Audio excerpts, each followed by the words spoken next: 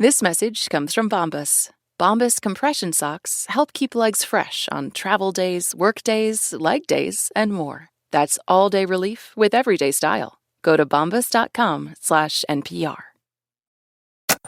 This is Planet Money from NPR. It has been a week for the banking sector, for all of us, really. The core of the action happened last week out in California.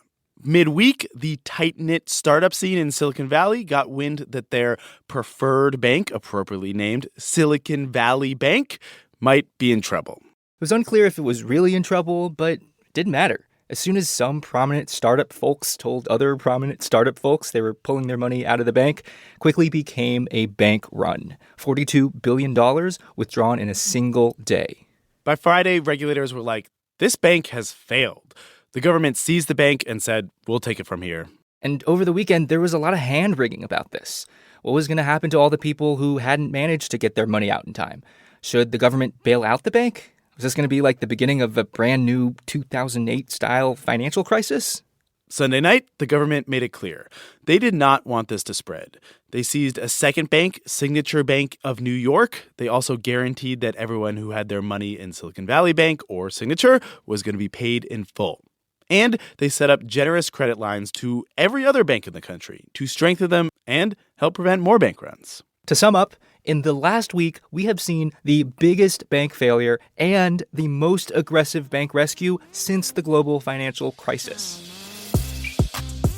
Hello and welcome to Planet Money. I'm Jeff Guo. And I'm Nick Fountain. Today on the show, we are going to examine the collapse of Silicon Valley Bank in 3 ways. What was going on inside of the bank, what was going on with its customers, and what was going on with the people who were supposed to be watching over this whole thing. And we'll consider one uncomfortable truth, that banks are, by their very nature, unstable. That instability is built right into the business model.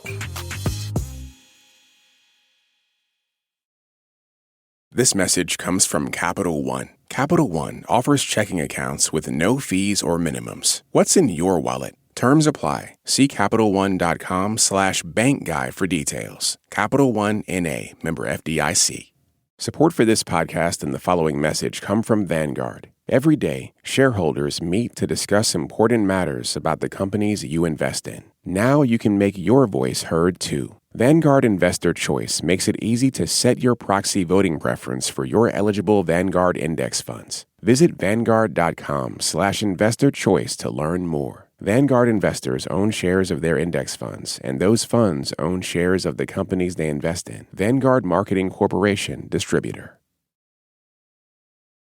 Again, it's early days, and it's a little premature to give the definitive history of exactly why Silicon Valley Bank collapsed last week. But there are a few obvious places we can poke around to get clues. We can look at the bank, we can look at its customers, and we can look at the regulators. We're going to start first with the bank itself. What was the horror lurking in its balance sheets? We called up someone who is really, really good at reading balance sheets, Columbia University law professor Kate Judge. I feel like most weeks of the year, people don't want to talk to the editor of the Journal of Financial Regulation, but some weeks everybody wants to talk to you. I mean, like, you never really actually want to have your moment is the particular irony. We asked Kate, so what was it about Silicon Valley Bank that made it different from other banks? And she said, well, you got to look at the industry they catered to. Silicon Valley Bank was a regional bank that really specialized in serving the venture capital community and startup firms that were backed by venture capital. And the specialized community that Silicon Valley Bank was serving just happened to be like the biggest economic growth thing that happened in the past 10 years. Exactly. A few years back, tech startups were the hotness. Oh, you're going to make a new Wi-Fi-enabled juicer? Sure, here's $100 million. And part of this had to do with how low interest rates were at the time. Safe, regular investments like bonds were paying basically nothing. So investors were like, might as well take some big swings, see if we can make some real money. And, according to the bank, almost half of Silicon Valley startups, from Roblox to Roku, they were taking all that money that investors were throwing at them, and they were depositing it at Silicon Valley Bank. So for a lot of the startups, they were using Silicon Valley Bank as the parking spot for all of the cash that they had had coming in. Yeah, between 2019 and 2021, Silicon Valley Bank's deposits more than tripled, from $60 billion to $190 billion, which sounds great, right? More money. But it was also kind of a problem for the bank because they now had to figure out what they were going to do with all that money. And that is where they started to get into trouble. Here's how a bank works. Two sides to the business. On one side are all of the bank's customers, people like you, me, all those tech companies. We're depositing money into the bank. We're basically giving the bank a short-term loan because we can take our money back at any time. The bank turns around and puts our money into long-term investments, basically loans it out for long periods of time. How do banks know that they can squirrel away all our money in these long-term investments? Like, I'm allowed to pull my money out at any time, right? You are allowed to pull your money out at any time.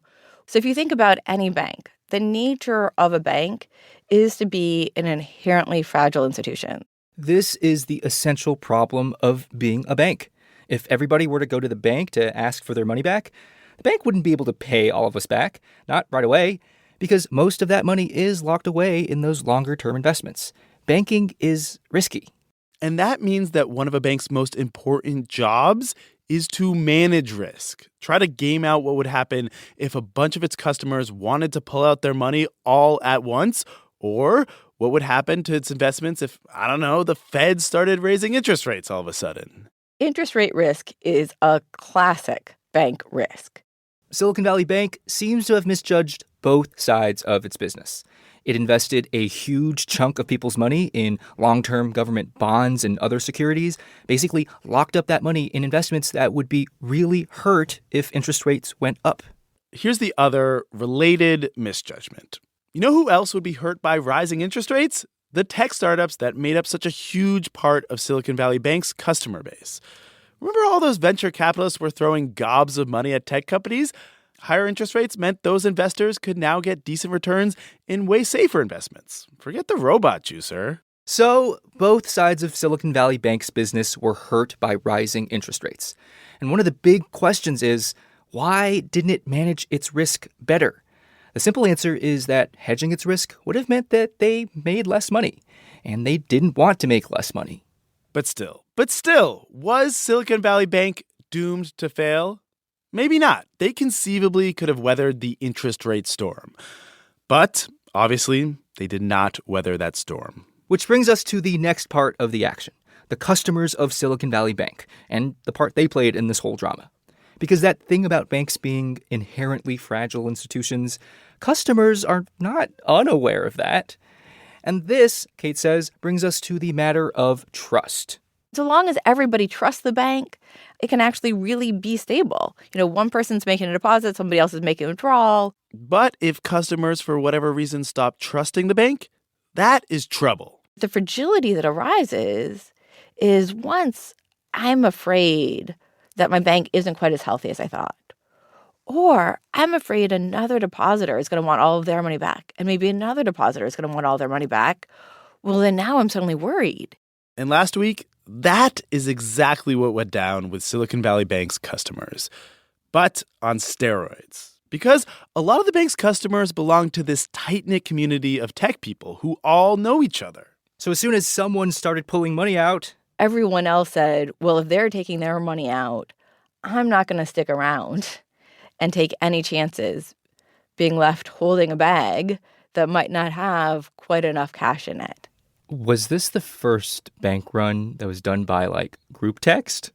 It does seem like it might be the first bank run that was done by group text, but it might be the first but not the last. I mean, I think one of the lessons that we've learned is that in a high-tech environment, you're no longer going to wait for people to be physically standing outside the door of their bank demanding their money back. Yeah, they could just do it from their phones.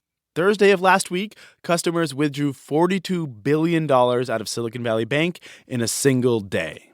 Even if a bank is healthy, once a bank run starts, it's already too late to solve the problem. The only way to address the problem of bank runs is to short-circuit them before they start, to stop people from panicking in the first place. During the Great Depression, the government figured out that the way to do this was by creating deposit insurance. They said, if your bank fails, don't worry, we got you covered. We'll make you whole again. Federal deposit insurance now covers depositors up to $250,000. And the idea is if there is an ironclad guarantee that you are going to get your money back no matter what, there's no incentive anymore to rush down to the bank to take your money out at the first sign of trouble. And if all the customers feel that way, then bank runs can't even start. But in the case of Silicon Valley Bank, there was one teensy-weensy problem. The bank's customers, largely Silicon Valley startups, had parked not just $250,000 in their account, they had parked much, much more, like millions and millions. Most of that money was uninsured. So Silicon Valley Bank's customers, they had a lot to lose if the bank went under. That meant that once people heard about this bank run, it was 1,000% rational to join in, try to get their money out too. Now, Kate says there's a reason why Congress decided to set the limit at $250,000. Because folks with more money should theoretically be more financially savvy. Surely these titans of the innovation economy could spot a risky bank and avoid it, right? There's this core tension where, on the one hand, we like the idea of capping it at $250,000 because we want those larger, more sophisticated depositors to potentially engage in a little bit of monitoring so that if they don't trust their bank, they're moving it away. Exactly. What we're worried about with deposit insurance is moral hazard, right? Like, this is the big drawback whenever we have insurance is, well, nobody's going to care if their bank's stable or not if the government's going to make them whole. And so we say, like, that's perfectly fine. That's the right conclusion to draw for all these small depositors. But these really sophisticated players, like, we don't necessarily want to protect them. That's the system we have. And on some level, this system is kind of silly, right? Like, every business owner in America, when they're deciding where to put their payroll account, is supposed to be an expert at combing through a bank's balance sheets? Seems unrealistic. Regardless, all of that theory goes out the window when a bank actually fails and people actually lose money. And fear about the financial system starts to spread. Okay, so you could blame the bank for making poor investment decisions. You could, I guess, say that the depositors should have done more due diligence. But wait a second. Wasn't there supposed to be someone keeping tabs on all this? Like, what about the regulators? After the break, would stronger regulation have prevented the collapse of Silicon Valley Bank? We hear from someone who tried to sound the alarm years ago.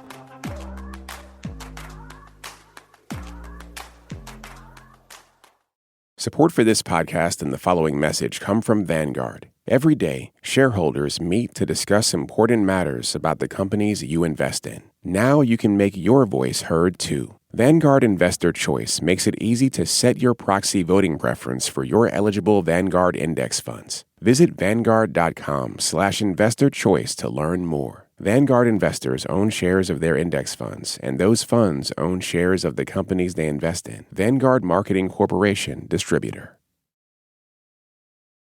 Every once in a while, as a society, we are reminded that banks are, at their core, these fragile, unstable businesses. That is why banking is one of the most tightly regulated industries in America. Our last reminder of this fragility came in 2008 during the global financial crisis. One lesson we learned was that when banks start to fail, it's already too late. Robust regulation needs to be in place already before the trouble starts. That is what this last chapter is about. The regulations that were supposed to prevent this and whether they were strong enough. So after the global financial crisis, Congress passed the Dodd-Frank Act. This established some new, more stringent regulations for banks above a certain size. In the Dodd-Frank Act, Congress said, we will look at large banking institutions above $50 billion in assets. This is Saule Omarova, law professor at Cornell University, who specializes in financial regulation. $50 billion in assets was set as a threshold. Sure, why not? $50 billion. Sounds like a big number. Seems dangerous. That's exactly right. Big, systemically important banks would be subject to more supervision, more looking over their shoulder, more reining them in when the bank started making risky moves. And not too long after Dodd-Frank was passed, banks started to lobby to scale it back. Among other things, they wanted to redefine what was considered a big bank, shift that line from $50 billion in assets to $250 billion. There was a general I'm going to use that word, vibe at the time. Ooh, we love the word vibe. Yes, go on. Congress in the Dodd-Frank Act went too far in stifling innovation by over-regulating banks. And look at us now, for some reason, the credit isn't flowing. One noteworthy proponent for redefining what counted as a big bank was Silicon Valley Bank CEO Greg Becker. His bank was getting right up to the cusp of getting categorized as a big bank and being hit with all those big bank regulations. In a letter to the Senate Banking Committee in 2015, Becker told them Silicon Valley Bank didn't need all these new regulations. They were already good at managing risk. If Congress made them follow the new rules, it was just going to hurt all the bank's customers, like all of Silicon Valley. It's going to hurt the innovation economy itself. And on the other side of that argument, at a Senate hearing in 2017, Senators, thank you for the opportunity to testify. was Saule. She told senators, banks just want deregulation so that they can make more profits by taking bigger risks with their customers' money. And that is dangerous. Don't let them. I urge you to keep focused not on what banks want for the sake of their own profitability, but on what the American economy and the American people need. Do you have a feeling in that hearing that your argument wasn't taking the day, that these regulations would be rolled back? Yes, I did. Oh, absolutely. It was absolutely clear. In the end, the bankers got their way. In 2018, lawmakers, both Republicans and Democrats, significantly rolled back Dodd-Frank. Large banks were now defined as those with over $250 billion in assets, up from $50 billion. Worth noting, in its latest annual report, Silicon Valley Bank said it had $212 billion in assets. They were still, for regulatory purposes, a medium-sized bank. And this raises this really interesting question that a lot of really smart people are going to spend the next several months trying to answer. Would Silicon Valley Bank have collapsed had it been subject to the enhanced big bank regulations? Here are some things that would have been different if Silicon Valley Bank had been categorized as a big bank under Dodd-Frank. Regulators would have been more aggressively poking around in its business, might have had to rein in its risk-taking, maybe set more money aside for a crisis like this one, and it would have been subject to annual stress tests from the Fed. Those stress tests are kind of interesting, actually. They're basically just like little banking role-playing games. Imagine that there is some kind of a war breaking out in Europe and there is huge inflation and there are earthquakes and the aliens are taking over. What? Things of that kind. That sounds super stressful. I know, that's the point. I'm just joking about the aliens, but you get the idea. So there are different scenarios that are supposed to play out potential bad things happening all at once. And these simulations try to figure out, would the banks survive? And if not, how can we make them stronger? The Fed actually publishes these scenarios right on their website. In 2022, the Fed tested for massive unemployment, a collapse in asset prices, plummeting GDP. But it's funny, they actually didn't test for a spike in interest rates, which was the thing that took down Silicon Valley Bank. Still, Saule said the point is all of these stronger regulations together would have made Silicon Valley Bank more careful, less likely to take on the kind of risks that could lead to a bank failure. Saule, I think that what you're trying to say, but you're afraid to say it, but now is your opportunity to say it on national radio is, I told you so. Well, I did tell you so. I told you so. Everything I've written was precisely about this. However you want to distribute the blame, what we saw last weekend is what happens when some combination of bankers, customers, and regulators fail to keep a crisis from occurring. But the story obviously didn't stop there. Once a bank like Silicon Valley Bank gets into as bad a spot as it did, the government has to decide whether it wants to switch roles from regulator to rescuer. And our banking regulation expert, Kate Judge, says the government very clearly decided to put on the rescuer cape, at least for the depositors. The Fed, the Treasury, and the FDIC came in and they said, we are going to make sure that you are made whole. Every single cent that you have as a depositor is going to be fully protected. All those tech companies with their millions of dollars of uninsured deposits, they were going to get all their money back. Though we should say the investors in the bank, like the bank's shareholders, they're probably going to take a big loss.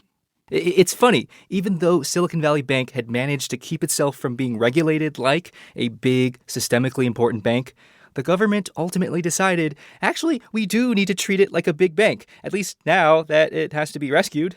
And so to keep what had happened at Silicon Valley Bank from happening at banks around the country, the Fed created a new loan program, a really generous program, because there are some other banks who took on similar risks and maybe didn't do a great job at managing those risks either.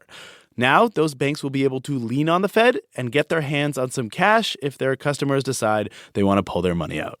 How much of this is like the Fed expects banks to use these new lending services, and how much of it is just like a confidence booster to let everybody in America know we're going to stand behind the banks, they're going to be fine? It's potentially both. Kate says what the Fed is doing goes back to this fundamental truth about the nature of banking. Perceptions are just as important as reality. The reality of Silicon Valley Bank is that it was a bank that, yes, had clearly made some bad choices, but only really got into trouble when people's perceptions about it started to shift. And that fundamental truth about the importance of perceptions, it applies to the entire banking system. That includes the regulators themselves.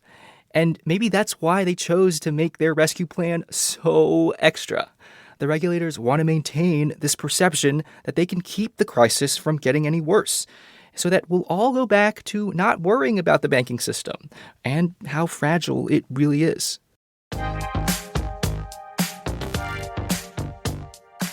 We're going to be covering the story for a long time, I think. If you have any questions about what just happened, what's going to happen in the future, let us know. You can email us at planetmoney@npr.org.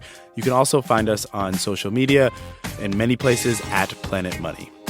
This episode was produced by Willa Rubin with help from Dave Blanchard. It was edited by Keith Romer, fact-checked by Sierra Juarez, and engineered by Brian Jarboe. Our acting executive producer is Jess Jiang. I'm Jeff Guo. And I'm Nick Fountain. This is NPR. Thank you for listening.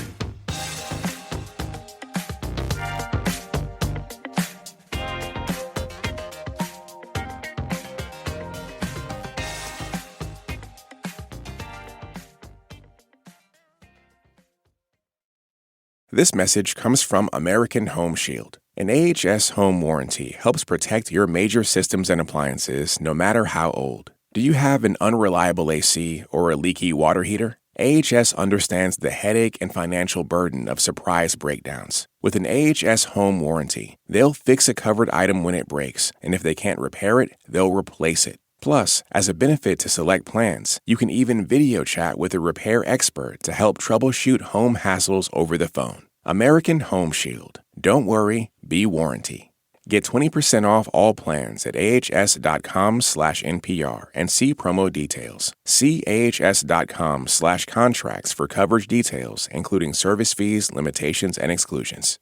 This message comes from Capital One. Capital One offers checking accounts with no fees or minimums. What's in your wallet? Terms apply. See CapitalOne.com/bankguy for details. Capital One N.A., member FDIC.